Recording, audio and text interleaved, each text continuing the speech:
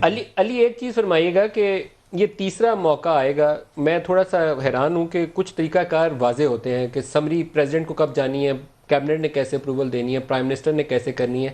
یہاں واضح طریقے سے آیا کہ 19 کو پرائم منسٹر نے خود ہی اپروول دے دی, پھر پریزیڈنٹ کو بھیج دیا کہ وہ ہو, یہ تو پریزیڈنٹ نے کرنا تھا 243 میں.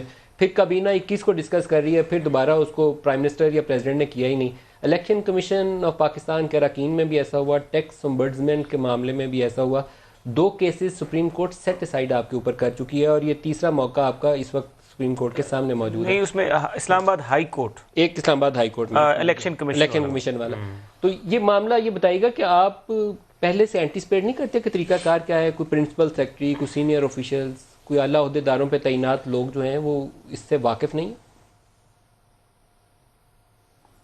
دیکھیے, بہرحال میں سمجھتا ہوں کہ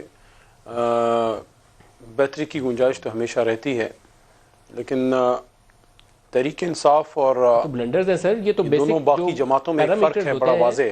کسی سمری کی منظوری کے اس کے خلاف جاتی ہیں یہ چیزیں. یہ تو جو سینئر لیول پہ آفیشلز ہیں ان کو, ایس او کو, سیکشن افسر کو پتا ہوتا ہے کہ ایک کیسے منظور کرنی ہے سمری. دونوں جماعتوں میں, تینوں جماعتوں میں بہت واضح فرق ہے. یہاں بھی قاہرہ صاحب نے بات کی اور ایک مثال بھی پنجابی کی دی, تو میں ان کو بھی ایک شعر سے شاید وہ سمجھ جائیں کہ اتنی نہ بڑا پاکی داما کی حکایت, دامن کو ذرا دیکھ ذرا بند قبا دیکھ. آپ کو تو یہی نہیں یاد کہ کیانی صاحب کو جب ایکسٹینشن ملی تو کیا 18ویں ترمیم آ چکی تھی یا نہیں؟ سوال یہ ہے کہ انہی رولز, احمد خان صاحب نے مجھے کریکٹ کر دیا, تھینک یو ویری مچ. 255 ہے, تھینک یو.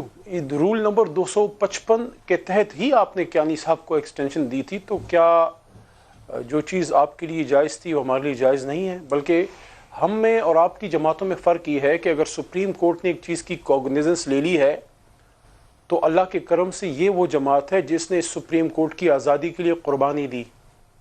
حامد خان صاحب بھی اس لوئر موومنٹ میں, ہمارے تو سینئر بھی ہیں, بہت قابل احترام ہیں, یہ اس کو فور فرنٹ پہ لیڈ کیا.